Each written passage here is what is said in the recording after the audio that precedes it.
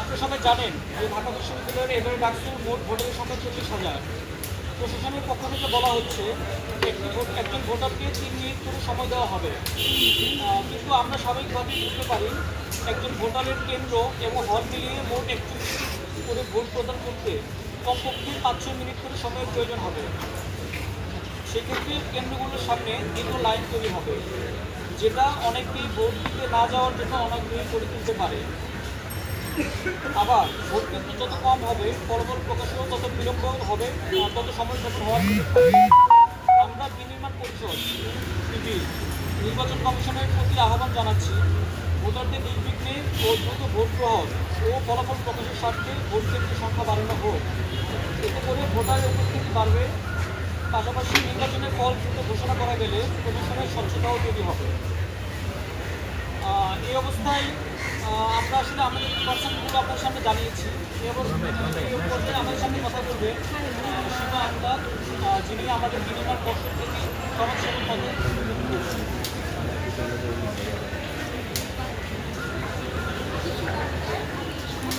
একটু জোরে বলেন।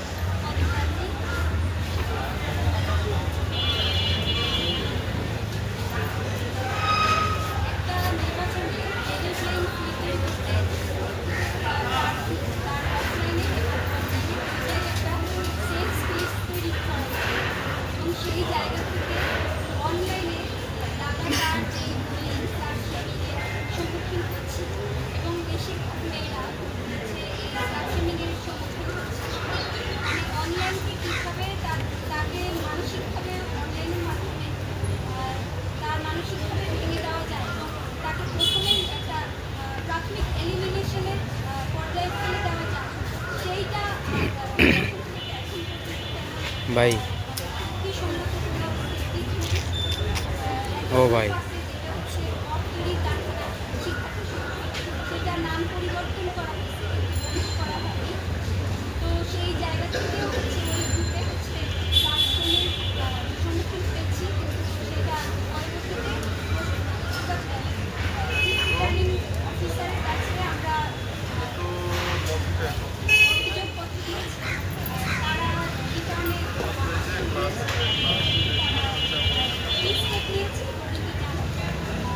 বলেছে প্রসেসিংটা একটু লেন্দি। আচ্ছা, ডাকসু নির্বাচন তো আর কিছুদিনই বাকি। দেখা গেল যে আমাকে যে স্লাশিং করছে তার প্রার্থীতা তো এখন পর্যন্ত আছে, সে কীভাবে ওই প্রার্থীতা বহাল থাকে। তো এইটাই, আর নারীদের জন্য অনলাইন অফলাইন পরিবেশটা সেফ রাখতে হবে। নারী শিক্ষার্থীরা যারা হচ্ছে অনাবাসিক আছে তারা এখন পর্যন্ত যাবে, তাদেরকে কীভাবে নির্বাচনমুখী করা যায়, কীভাবে ভোট দিতে উৎসাহ দেওয়া যায়, এখন পর্যন্ত প্রশাসন থেকে অত ভালো প্রচারণার ব্যাপারটাও আসতেছে না। অনাবাসিকদের যেন ভোট কেন্দ্রে আনা যায়, সেই ক্ষেত্রে আরও কার্যকর ভূমিকা রাখতে হবে প্রশাসনের এবং নির্বাচন কমিশনের।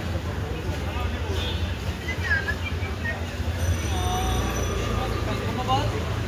সীমান্ত যে ওনার যে ঘটনাটি রেস করেছেন, এটা আসলে আমাদের বেশিরভাগ নারী শিক্ষার্থীর সাথে এটা খুব কমন ঘটনা হয়ে দাঁড়িয়েছে। আপনারা দেখেছেন যে ফেসবুকে সাইবার স্কুলকে নানা রকম বুলি করা বা নারী প্রার্থীদের নানাভাবে মানুষকে হেনস্থা করার চেষ্টা চলছে। পাশাপাশি এটাকে আমরা যৌন হেনস্থাও বলতে পারি। আপনারা যদি ঘটনাগুলো খেয়াল করেন দেখবেন যে এটা শাস্তিযোগ্য অপরাধের মধ্যে পড়ে। তো সেই জায়গায় আমরা আমাদের নির্বাচন কমিশন রিটার্নিং অফিসারের সাথে কথা বলেছি। তারা আমাদের বেশ 3-4 দিন আগে একটা নোটিশ তারা দিয়েছে, যেটা হয়তো আপনারা দেখেছেন, যেখানে তারা বলেছে যে এই গ্রুপগুলোকে তারা বিবেচন করে ব্যবস্থা করবেন, সেটার জন্য তারা সরকারি উপযুক্ত দপ্তরে তারা যোগাযোগ করেছে। কিন্তু এখন পর্যন্ত ওই ঘটনা কোনো আপডেট এখনো হয় নাই। ওই গ্রুপগুলোর নিজেদের নাম বলতে তার কাজ সে চালিয়ে যাচ্ছে। মানে যতগুলো নারী প্রার্থী, পাশাপাশি পুরুষ প্রার্থীও, মানে তারা যাদের টার্গেট করছে তাদেরই হচ্ছে নানাভাবে একদম মজার মধ্যে ফেলে দিচ্ছে। নানাভাবে তারা পুরনো বিতর্ক, পাশাপাশি নানা রকম কৃত্রিম বিতর্ক তারা তৈরি করে প্রত্যেক প্রার্থীদের সম্মান হারিয়ে রাখার চেষ্টা করছে। আমরা এই ঘটনাগুলোর তীব্র নিন্দা জানাই এবং আমাদের নির্বাচন কমিশনের প্রতি অনুরোধ থাকবে আমাদের বিনিময় পর্ষদের পক্ষ থেকে যে এই ঘটনাগুলো দ্রুত একটা সমাধান আপনারা করুন। নির্বাচনের লেভেল করার জন্য আসলে আপনাদের সবচেয়ে বেশি আগে আসতে হবে। যদি না আসেন সেক্ষেত্রে নির্বাচন সুষ্ঠুভাবে হবে বলে আমি মনে করছি না। এই অবস্থায় আমি কথা বলতে অনুরোধ করবো মুস্তাফা সাউদা, যে এবারে ডাক্তার নির্বাচনে তিনি সদস্য পদে নির্বাচন করছে।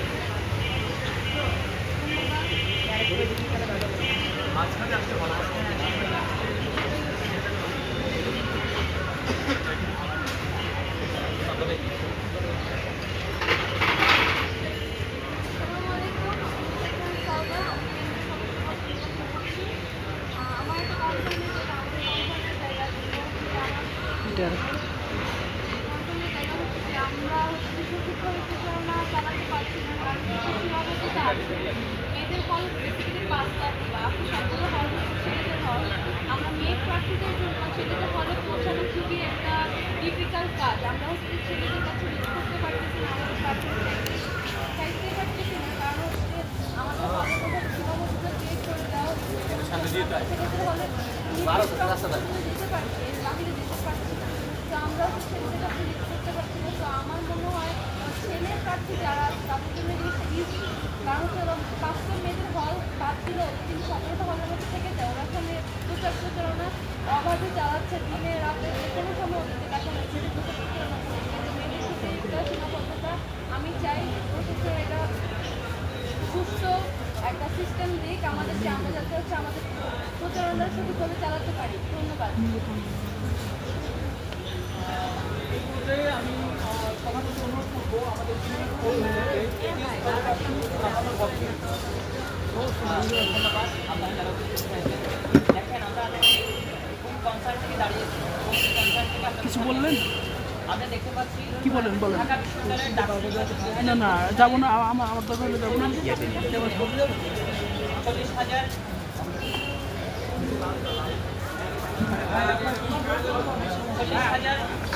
40,000 এইবার প্রার্থী আছে, 40,000 ভোটার আছে। তো সেই জায়গা থেকে আমাদের ভোট কেন্দ্র কয়টা? ভোট কেন্দ্র আমরা দেখতে পাচ্ছি 8টা ভোট কেন্দ্রে আপনি 40,000 শিক্ষার্থীদের কীভাবে ভোট দিবেন? আমরা দেখতে পাচ্ছি আমরা যদি একজন ভোটার ভোট দিতে চাই, আমি কেন্দ্র এবং হল সংসদে ভোট দিব, তাহলে কয়জনকে আমাকে বাছাই করতে হবে? আমাকে 41 জনকে বাছাই করতে হবে।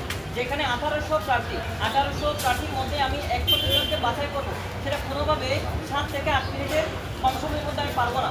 তাহলে সে থেকে আমরা দেখতে পাই 1 ঘন্টায় একটা লাইনে একটা বুথে ভোট দিতে পারবে কয়জন? 8 জন। তাহলে কীভাবে আপনি 40,000 শিক্ষার্থীকে ভোট প্রদান করতে দিতে পারবেন? সেটা একটা বড় প্রশ্নের বিষয়। এখানে দেখা যায় যাদের সাংগঠনিক ক্ষমতা আছে, রাজনৈতিক যেসব সংগঠন আছে, সবচেয়ে বেশি ফল ভোগ করবে তারাই। তো সেই জায়গা থেকে আমরা যারা অনাবাসিক শিক্ষার্থী আছি তাদের প্রতি আমরা কনসার্ন রাখতেছি।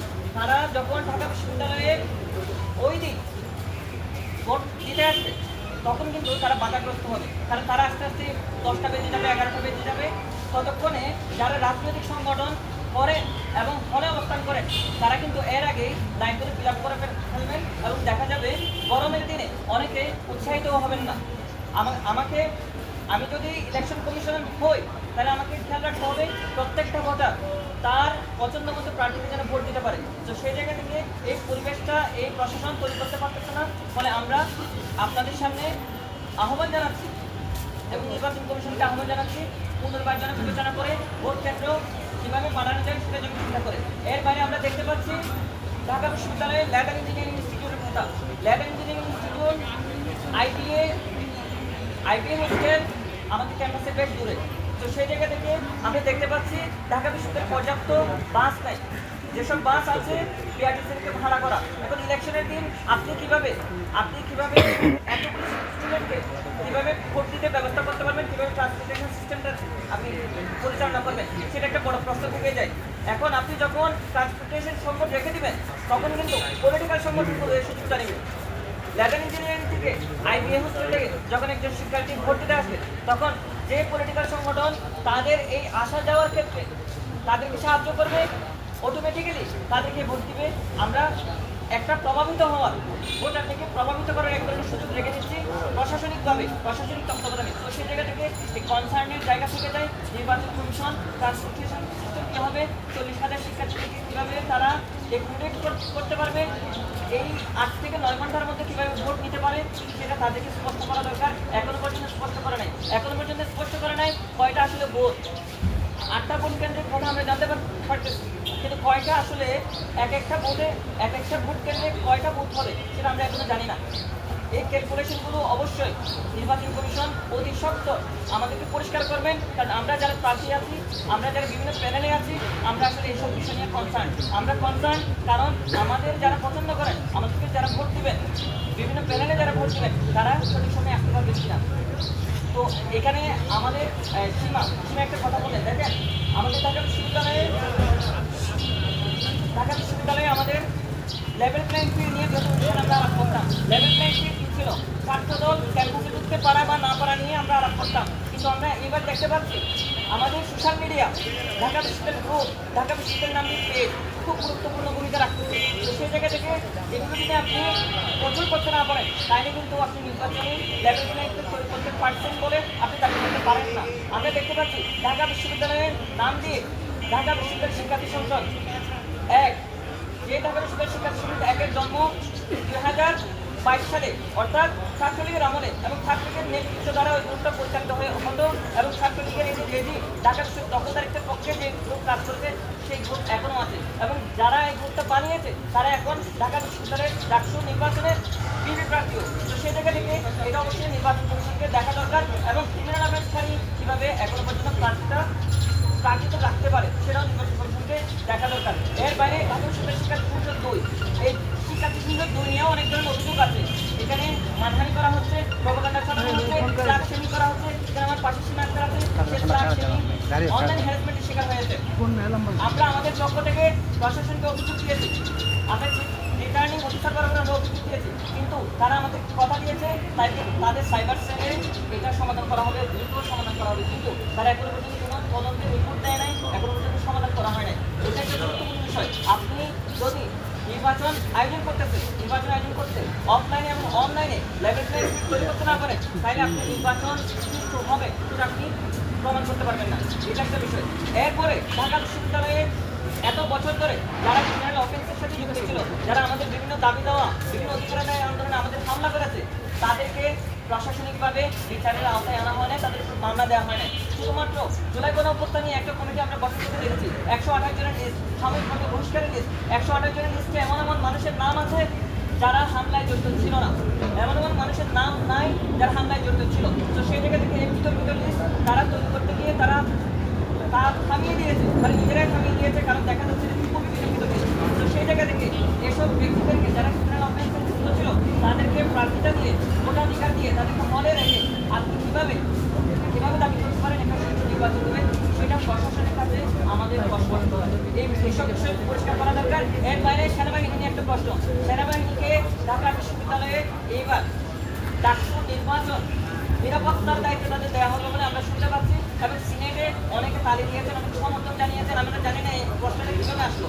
সেনাবাহিনী ঢাকা বিশ্ববিদ্যালয়ে কীভাবে নিরাপত্তা দেওয়ার প্রশ্নটাই কীভাবে আসে, আমরা সেটা দেখে আমরা অবাক হচ্ছি। 2007 সালে ঢাকা বিশ্ববিদ্যালয়ের ক্যাম্পাস থেকে তাদের লাঠি দিয়ে তাড়ানো হয়েছিল। আমরা 2024 সালের গণঅভ্যুত্থানে এই খাকি পোশাকধারীদেরকে 16 জুলাই 17 জুলাই আমরা গড়ে তুলেছিলাম। এই খাকি পোশাক যখন ঢাকা বিশ্ববিদ্যালয়ে আমাদের এখানে নিরাপত্তা দেওয়ার নাম করে ঢুকবে, তখন আমরা কীভাবে নিব?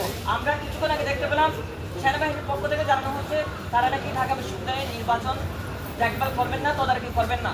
তাইলে প্রশ্নটা কীভাবে আসে? ঢাকা বিশ্ববিদ্যালয়ের প্রশাসন বলতেছে সেনাবাহিনী এখানে দায়িত্ব পালন করবে, আবার তারা বলতেছে তারা দায়িত্ব পালন করবে না।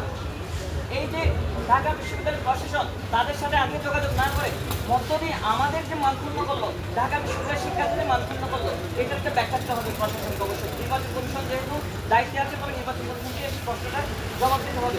ঢাকা বিশ্ববিদ্যালয়ে যাদেরকে আমরা 2007 সালে লাঠি দিয়ে পিটিয়েছিলাম, বের করেছিলাম, তাদেরকে কীভাবে ক্যাম্পাসে আনার নাম করে। আরেকটা বিষয় হচ্ছে 73 অনুযায়ী ঢাকা বিশ্ববিদ্যালয়ের প্রত্যেকটা প্রাণী নিরাপত্তা দিবে ডক্টরিয়াল বডি যথেষ্ট বড় আমাদের, যদি দরকার পড়ে আরো 1000 জন নেন। কিন্তু আপনি কেন কোনো ইনস্টিটিউশন জানবেন যে ইনস্টিটিউশনের দায়িত্ব আমাদের সার্বভৌমত্ব রক্ষা করা, তাদেরকে দেখে আনার কথাই নাই।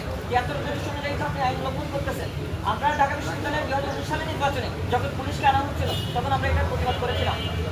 2019 সালে যখন নির্বাচন লিক হয়েছিল, তখন আমরা তখনকার তৎকালীন চিফ রিটার্নিং অফিসারকে আমরা তুলে দিয়েছিলাম।